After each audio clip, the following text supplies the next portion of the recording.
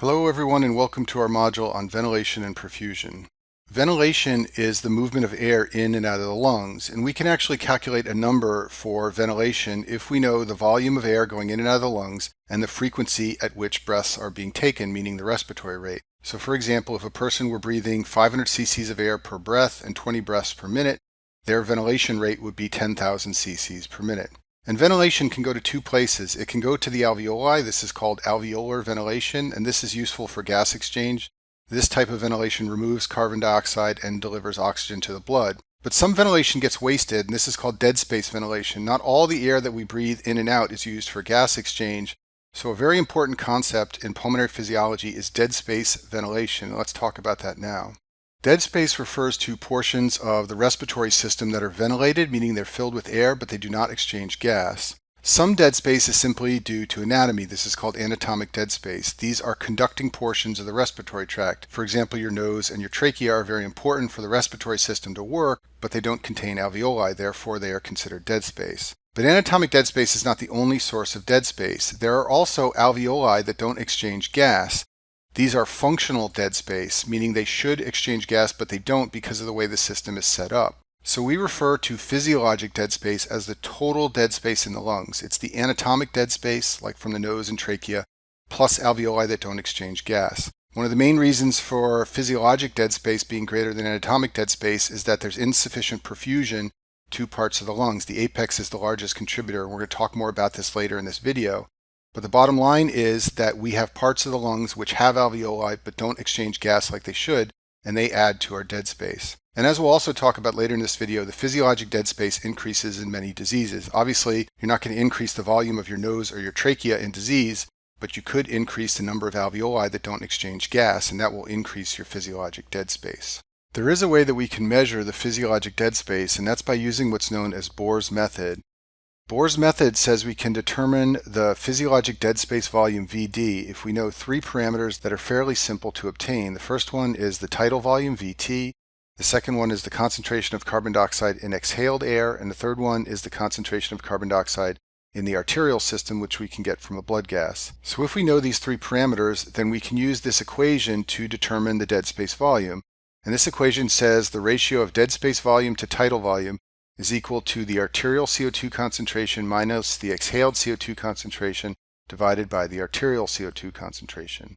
Let me pause here and review a little nomenclature on how we refer to the concentration of gases in pulmonary physiology. When we use P with a capital A, we're referring to the alveolar partial pressure. So for example, P capital AO2 is the alveolar O2 concentration. P capital A CO2 is the alveolar CO2 concentration. When we use P with a lowercase a, we're talking about the arterial partial pressure. So P little AO2 is the arterial oxygen content. P little a CO2 is the arterial CO2 content. And then sometimes we talk about other partial pressures like P with a V is the venous pressure or P with an E is the expired pressure. But usually P is shown with either a capital A or a lowercase a, and that is to distinguish alveolar from arterial concentration.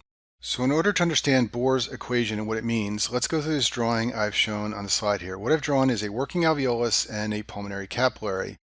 Blood enters the pulmonary capillary with a CO2 concentration similar to what's in the venous system of the body, so I've called that PvCO2. Blood goes through the pulmonary capillary and then it leaves, it goes into the pulmonary veins, the left atrium, the left ventricle, but eventually it makes its way to the arteries, and therefore we can say that the concentration of CO2 in the blood leaving the pulmonary capillary is equal to the arterial CO2 concentration PaCO2. Now, assuming this alveolus is working, as blood flows through the pulmonary capillary, carbon dioxide will leave and enter the alveolus, and by the time that blood reaches the exit of the pulmonary capillary, equilibrium will have been established so that the alveolar CO2 is equal to the arterial CO2. And then finally, up at the top, I've shown that we are inspiring air, which essentially has no carbon dioxide, so the CO2 concentration in the inspired air is 0. Now to make the picture even more complete, let's give some numbers to the CO2 concentrations. The normal PaCO2 from an arterial blood gas is 40, so let's say that we have a CO2 concentration of 40 here. Blood from the venous system of the body has a higher concentration of CO2 because it's picked up carbon dioxide from tissues, so let's make the CO2 concentration over here 46. And since equilibrium is established between the alveolus and the arterial system, then the alveolar PaCO2 should also be 40. Now, if the only thing we had in our lungs was working alveoli, then all of the expired CO2 gas would come from an alveolus, and therefore the expired concentration of CO2 would be 40. In other words, everything we blow out would come from an alveolus, and it would have this same concentration here that we have in the alveolus. But that never happens because even among healthy subjects, there is dead space. Dead space is like a separate pocket within the lungs that fills with air that is similar to expired air. It has a concentration of 0 for CO2, and then it leaves the lungs and mixes with the alveolar air.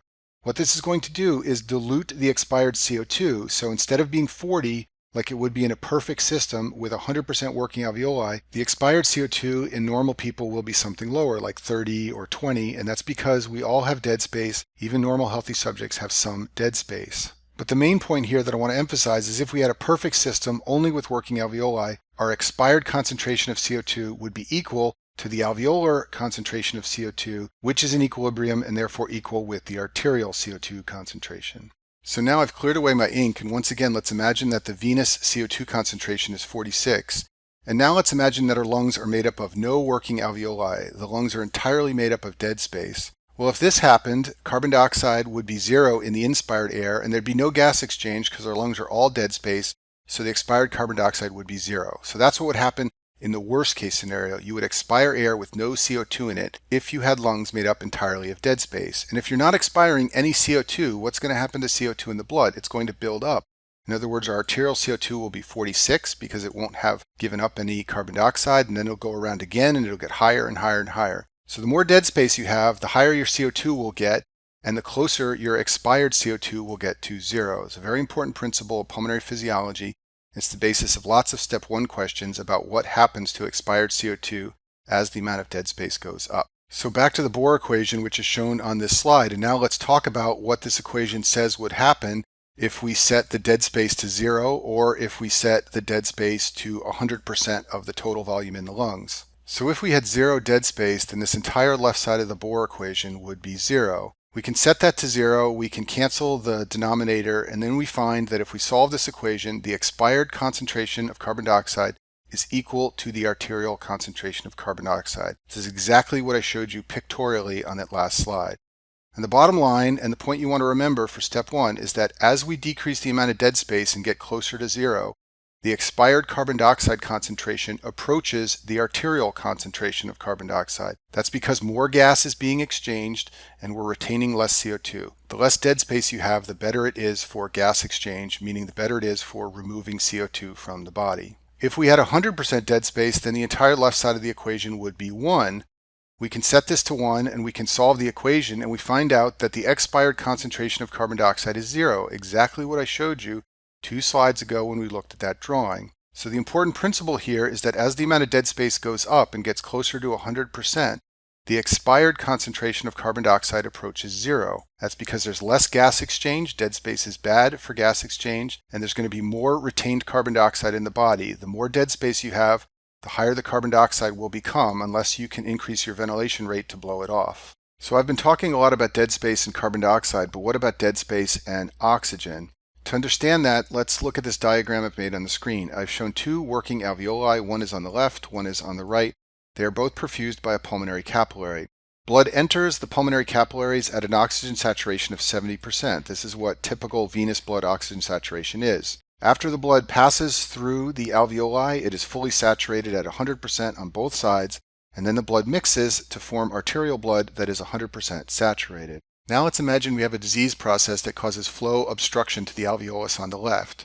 This is going to turn this alveolus into dead space because it is ventilated but no longer perfused. Blood will try to enter this alveolus at 70% oxygen saturation, but it's not going to leave, so the left alveolus, which is dead space, makes no contribution to the arterial oxygen concentration. The alveolus on the right still works, so blood comes in at 70% saturation, it's fully saturated, and it leaves and goes to the arterial system. So what this means is, despite that we have developed more dead space, our oxygen saturation remains at 100% with no hypoxemia. And that's a very important point about dead space. Dead space in and of itself should not cause hypoxemia. There are some diseases with dead space that also have other pulmonary problems that lead to hypoxemia, but the dead space itself should not cause hypoxemia for the reasons we've shown in this picture on the slide. The main problem with dead space is that this alveolus on the left is not picking up any carbon dioxide. The carbon dioxide content there is going to be 0. This is going to leave and mix with carbon dioxide from the working alveoli. That's going to decrease the PeCO2 that we talked about before. And because we have parts of the lung now that are not picking up carbon dioxide, that can potentially lead to elevated carbon dioxide in the blood, which is hypercapnia.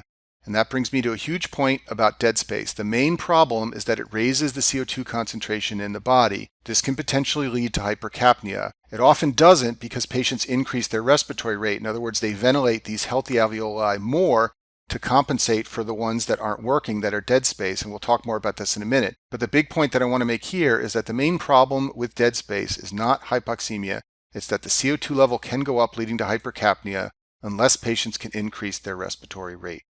Now we're going to move on from dead space and talk about the alveolar ventilation equation. This is one of the classic equations of pulmonary physiology. It's used to predict the alveolar carbon dioxide level. So to understand this equation, we first have to understand total ventilation. So total ventilation to the lungs is a volume per minute of air that moves in and out of the lungs. It's sometimes also called minute ventilation. And this is sort of a minor detail, but the volume that we take in is slightly greater than the volume that goes out, and that's because oxygen is taken up from the lungs into the bloodstream. Alveolar ventilation is different from total ventilation. Alveolar ventilation is total ventilation minus the dead space. So for example, if 500 cc's per minute are going in and out of our lungs, but 150 cc's per minute is filling dead space, then our alveolar ventilation is only 350 cc's. That's the ventilation that's available for gas exchange, and that's the ventilation we're going to need to use to predict the alveolar CO2.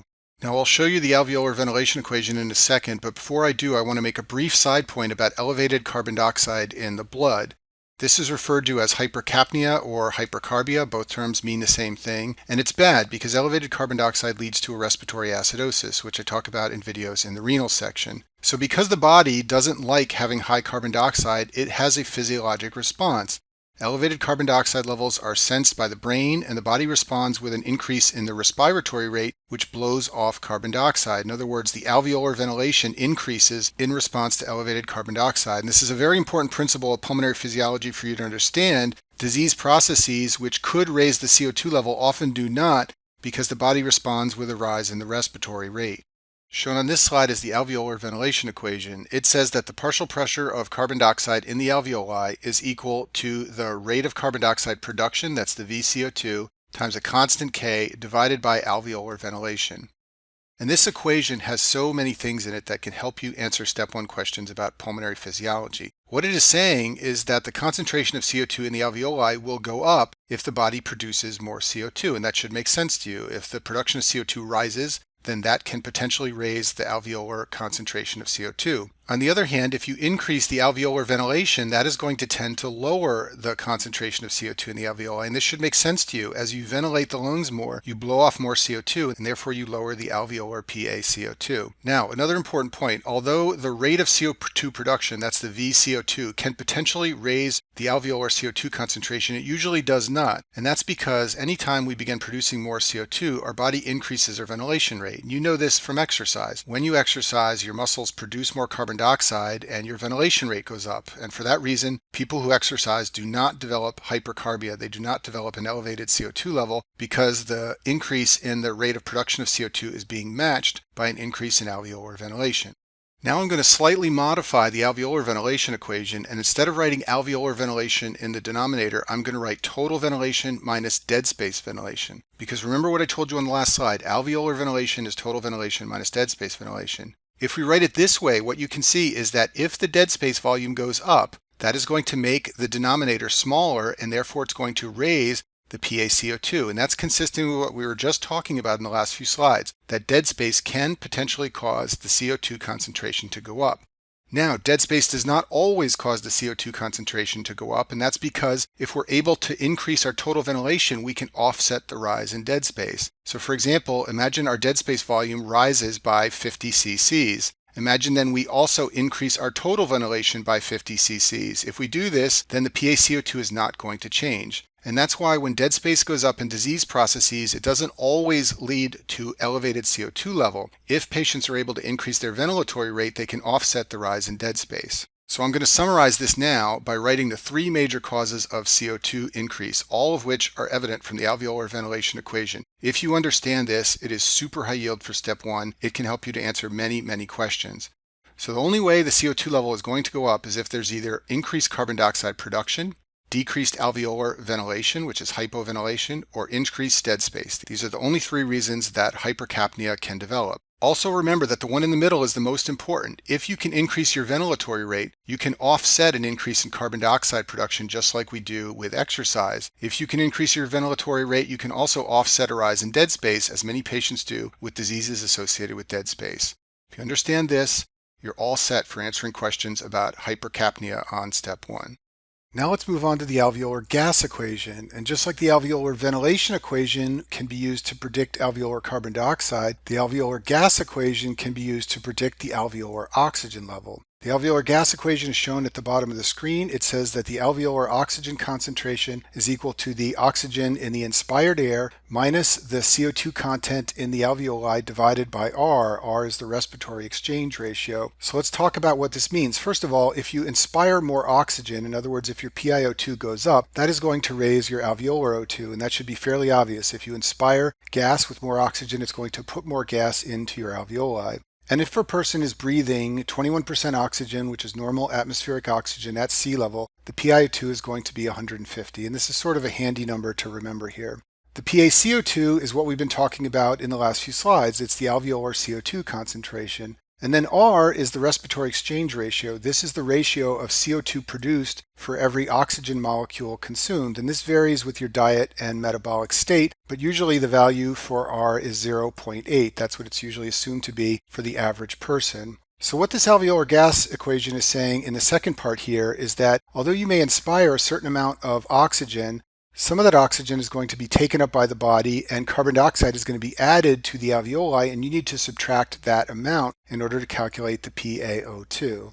And now I've cleared away my ink so I can make another very important point. What this equation says is that anything that raises your PaCO2 is going to decrease your alveolar oxygenation, and that should make sense to you if you think about it. We have just been talking about how hypoventilation will raise the PaCO2, and hypoventilation is also a classic cause of hypoxemia, and that's because when you don't ventilate the lungs well enough, what you get is a high CO2 level and a low oxygen level, and that's just what this equation is saying mathematically. Any cause of hypercapnia will also cause alveolar oxygen level to fall, and therefore that can lead to hypoxemia. And just to make this even more clear, let's look at this table I've put on the screen. So a normal alveolar PaCO2 is 40, and I told you before that a normal inspired O2 is 150. So if you plug those numbers into the alveolar gas equation, you get a PaO2 of 100, which is a normal level of oxygen in the blood. However, if the PaCO2 becomes 50, then when you plug in the numbers, the PaO2 drops to 88. And if the PaCO2 gets really high, like all the way down here at 80, then what you're going to get for PaO2 is 50. So all I'm showing you in this table is the relationship between carbon dioxide and oxygen. When you hypoventilate, you tend to raise the carbon dioxide level. That's what's happening in this column here. And when you hypoventilate, you tend to decrease your oxygen level, and that's what's happening in the last column. And all of this comes back to the alveolar gas equation shown at the bottom of the slide. So up to this point, I've been talking about ventilation, but what I'm going to do now is switch gears and talk about perfusion of the lungs by blood. So we spend most of our time in the upright position during the day, and when we're in that position, blood flow distribution to the lungs is uneven. This is because of gravity. Because of gravity, the apex, the top of the lungs, has the least blood flow, and the base has the highest blood flow. Basically, you need to generate energy to pump blood all the way up to the apex, and it's harder to do that, so there's less blood flow. It takes less energy to drive blood flow through the base, and therefore there's more blood flow there. And the lungs are classically divided into 3 zones in order to describe perfusion of the lung. So here's a picture of the lung. Zone 3 is the base, that's where the blood flow is the highest. Zone 1 is the apex, that's where blood flow is the lowest, and zone 2 is in the middle. And just like perfusion varies as you go from the bottom to the top of the lung, so too does ventilation. Just like perfusion, ventilation is highest in zone 3, which is down at the bottom of the lung, and it's lowest in zone 1, which is at the apex. Just like perfusion, this is also caused by gravity. The idea here is that at the base of the lung you have air spaces which are compressed by the lung that sits on top of them. In other words, during exhalation, the lung above the air spaces at the bottom pushes down on the air spaces at the bottom and pushes air out. What this means is when the next breath comes in, there's more room for air to enter the lower parts of the lung than the upper parts of the lung. And as a result, there's more ventilation at the base compared to the apex. And I've summarized these points here on this slide. The upper lung compresses the base, pushes air out, and then there's more room for filling of the base with the next breath. And then finally, an important point that you need to understand, and this will come up again in a few slides, is that although ventilation is highest at the base and lowest at the apex, the change in ventilation from the base to the apex is smaller than blood flow. In other words, there's a much greater change in perfusion as you go from the base up to the apex. There's a much smaller change in ventilation as you go from base to the apex. So it's important to understand about ventilation and perfusion and how they change in different parts of the lung, but what really matters in terms of gas exchange is the ventilation to perfusion ratio. This number is the alveolar ventilation in liters per minute divided by the pulmonary blood flow, and matching of ventilation to perfusion is critical for gas exchange. If you have parts of the lung with great ventilation but very little blood flow, that's inefficient for gas exchange. The same is true if you have lots of blood flow but very little ventilation. So the normal VQ ratio, the ventilation to perfusion ratio for the entire lung, is 0.8. And this number comes from simply dividing the alveolar ventilation in liters per minute by the pulmonary blood flow in liters per minute. And this normal VQ ratio is what gives us our normal gas content in the arterial blood of a PaO2 of about 90 and a PaCO2 of about 40. If ventilation and perfusion become off, then these numbers might not be achieved. So just like ventilation and perfusion vary as you go from the base to the apex of the lung, so too does the ventilation to perfusion ratio. Let's talk about the base first. At the base, you have the most blood flow, as we talked about before, and also the most ventilation. But remember what I said earlier, the variation in blood flow is much, much greater from apex to base than the variation in ventilation. What this means is that at the base, we have a lot of blood flow, and we have more ventilation in other parts of the lungs, but not that much more. So this gives us the lowest VQ ratio in the lung. That's what's found at the base. And it's very easy to remember. The lowest value is simply found at the bottom of the lung. And the fact that the VQ ratio is low means we're wasting blood flow. So we've got lots of blood flow here, but we're not ventilating it as well as possible because the ventilation doesn't match the blood flow. At the top of the lung, we have the lowest blood flow and the lowest ventilation, but once again, the decrease in blood flow is much greater than the decrease in ventilation. Therefore, at the apex of the lung, we have the highest VQ ratio. What this means is that we're wasting ventilation, so we have great gas exchange up at the apex, but very little blood is going through there. We're not getting the maximal use out of that ventilation because the amount of blood flow is so small up at the apex. So I've summarized these points here. Both ventilation and perfusion decrease from the bottom to the top, but the blood flow decreases more. As a result, the VQ ratio changes. And once again, it's very easy to remember this: lowest at the bottom, highest at the top. On this table, I've shown all the changes in ventilation and perfusion parameters as you go from the base to the apex of the lung. This chart is the source of many, many questions on step 1. Don't just memorize it, make sure you understand it, because you will see lots of questions that derive from this information. So as we talked about earlier, at the bottom of the lung, the ventilation is the highest and so is the perfusion, and at the top of the lung, the ventilation is the lowest and so is the perfusion. However, at the bottom of the lung, the VQ ratio is very low. It's as low as 0.6 at the bottom of the lung. At the top of the lung, the VQ ratio is very high. It's as high as 3.0. Now, because the VQ ratio is low at the bottom of the lungs, you don't get the most efficient gas exchange. So the PaO2 of blood leaving the base of the lungs is about 90, and the PaCO2 is about 42. And remember that a normal PaO2 is about 90 to 100 or so, and a normal PaCO2 is about 40. So you're getting numbers that aren't quite as good coming out of the base. At the apex of the lung, you get numbers that are fantastic. The PaO2 is 130 and the PaCO2 is all the way down to 30. The problem here is that you don't have much blood flow that's achieving these numbers, but the blood that does get up to the apex gets excellent gas exchange. And then of course the blood from zone 1 and zone 2 and zone 3 all mixes together. It goes to the left atrium, the left ventricle, and into the arteries, and in the arteries you get the PaO2 of 90 to 100 and a PaCO2 of 40. So let me emphasize a couple important points about zone 1, which is the apex of the lung. It has the lowest blood flow and the lowest ventilation, but the highest VQ ratio. And because the VQ ratio is so high, gas exchange is excellent here, and we have the highest PaO2 and the lowest PaCO2. And because the PaO2 is so high in the apex of the lungs, bacteria that like oxygen, like tuberculosis, often develop infection in this portion. This is someone who has a cavitary tuberculosis lesion at the apex of the right lung, and tuberculosis loves to infect this location because of the high VQ ratio and the high PaO2. So earlier we talked about perfusion and how it varies from the base to the apex. I'm going to revisit that topic now and talk a little bit about what drives pulmonary blood flow in different portions of the lung. So if you look at the bottom of the screen, I've shown a pulmonary capillary. We've got blood coming in from the pulmonary artery at the pressure P sub A. and we've got blood leaving and going to the pulmonary veins at a pressure P sub V. And normally it is the difference between PA and PV that drives the blood flow. If PA is significantly higher than PV, you'll have lots of blood flow. If it's not that much higher, you'll have less blood flow. And I've summarized this point on the slide. Normally the AV pressure difference is what drives blood flow. However, in the lungs, you have a third pressure, the alveolar pressure, and this can press down on the capillary, and this can affect blood flow.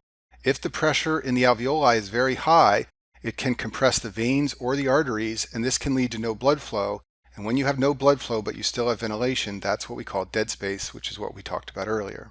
So let's go through the zones of the lung just like we did before, and we're going to talk about how the alveolar pressure impacts blood flow. So alveolar pressure, P with the big A, is the same all throughout the lungs. What's different is the pressure in the arteries and the veins. So you have the highest pressure in the arteries and the veins down at the base. So let's talk about what that means. So with the highest pressure, the pressure in the artery and the pressure in the veins is always going to be higher than the alveolar pressure. So alveolar pressure has no impact on blood flow down at the base, and that helps to achieve the highest blood flow at the base, which we already know because we talked about this earlier. In zone 2, the mid-zone, the alveolar pressure becomes higher than the venous pressure. Well, here's a pulmonary capillary. This is the venous side over here, and this is the arterial side over here. This venous side is going to be smushed closed by the pressure in the alveoli. What's going to happen though is that pressure on the arterial side goes up and down as the right ventricle contracts. When the pressure on the arterial side is at its highest point, it will be able to push open the venous side and generate some blood flow. So what that means is in zone 2 in the middle of the lung, what you're going to get is pulsatile blood flow. Blood will flow only when pressure on the arterial side is at the highest, and it won't flow when pressure is lower than that on the arterial side. And now let's talk about the apex. At the apex, the pressure in the alveoli is equal to or greater than the pressure in the artery. If it's greater than the pressure in the artery, you're not going to get any flow. The alveolar pressure will completely compress the artery and not allow any blood in. If the pressure is equal, you may get minimal blood flow, and that's what happens at the apex. You get minimal or no blood flow because the pressure in the alveolus is higher than the pressure in the artery. And I've summarized the key points here. The alveolar pressure is constant throughout the lungs. At the base, PA and PV are the highest, and at the apex, PA and PV are at the lowest. Therefore, at the apex, you have the least flow, and at the base, you have the most.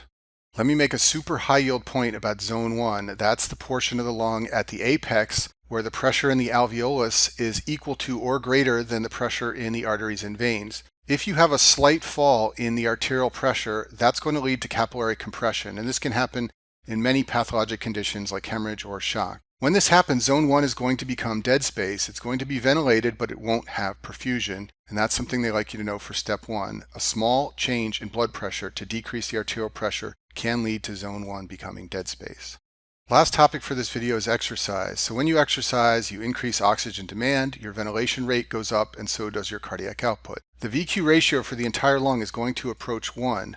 That's because there's more blood flow and more ventilation, but the increase in ventilation is greater than the increase in blood flow. In addition, the VQ ratio becomes more even in the zones, so there isn't as much change in going from the base to the apex. Let's look at my drawing on the screen. I've got a pulmonary capillary here. Oxygen is coming in and carbon dioxide is going out. With exercise, the oxygen and carbon dioxide content in arterial blood is not going to change. The reason it's not going to change is because your body is increasing the ventilation rate and the perfusion of the lungs so that even though there's more oxygen demand and more carbon dioxide to be excreted, the lungs can handle it. So there's going to be no change in the mean arterial oxygen and carbon dioxide content. On the venous side of the lungs, however, things are going to change a lot. You have much more carbon dioxide produced. So normally the venous carbon dioxide content is about 46. This can get much, much higher than that during exercise because the body's producing so much more carbon dioxide. Also on the venous side, the oxygen content can get as low as 40 under normal circumstances. During exercise, this can get much, much lower because your tissues are consuming more oxygen. So the key point, and once again, this is super high yield for step 1, is that with exercise, if you look at an arterial blood gas, there's not going to be any change in the oxygen and carbon dioxide content. But if you look at the venous blood, you're going to see a huge change. Much less oxygen in the venous blood, much more carbon dioxide in the venous blood.